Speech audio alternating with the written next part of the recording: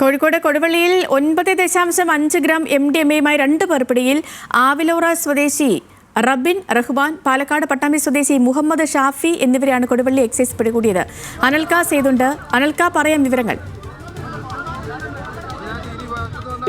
ഈ കൊടുവള്ളിയിലാണ്, കോഴിക്കോട് കൊടുവള്ളിയിലാണ് ഇത്തരത്തിൽ 9.9 ഗ്രാം MDMA-യുമായി 2 യുവാക്കളെ എക്സൈസ് സംഘം പിടികൂടിയത്. അതായത് കോഴിക്കോട് കൊടുവള്ളി ആവിലോറ സ്വദേശി റബിൻ റഹ്മാന്റെ വീട്ടിൽ എക്സൈസ് സംഘം നടത്തിയ പരിശോധനയിലാണ് ഈ MDMA പിടികൂടിയത്.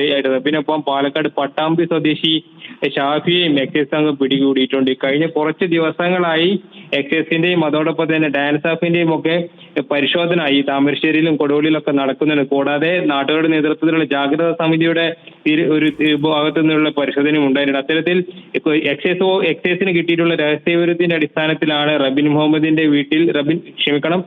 റഹ്മാന്റെ വീട്ടിൽ എക്സൈസ് സംഘം നടത്തിയ പരിശോധനയിൽ 9.5 ഗ്രാം MDMA എക്സൈസ് സംഘം പിടികൂടിയിട്ടുള്ളത്. ഇതിൽ നമുക്ക് ലഭിക്കുന്ന വിവരം എന്ന് പറയുന്നത് ബാംഗ്ലൂരിൽ നിന്നും എത്തിക്കുന്ന MDMA മൊത്തമായും ചില്ലറയും ജില്ലക്കകത്തും പുറത്തും വിൽപ്പന നടത്തുന്നവരാണ് പിടിയിലായതെന്നാണ് എക്സൈസ് സംഘം ഇപ്പോൾ നമ്മളോട് പറഞ്ഞിട്ടുള്ളത്. അതായത് ഇതുമായി ബന്ധപ്പെട്ട് ആ പ്രദേശത്തൊക്കെ തന്നെ എക്സൈസിന്റെയും അതോടൊപ്പം തന്നെ പോലീസിന്റെയും പരിശോധന കർശനമായി നടത്തുന്നുണ്ട്. സേതുലക്ഷ്മി.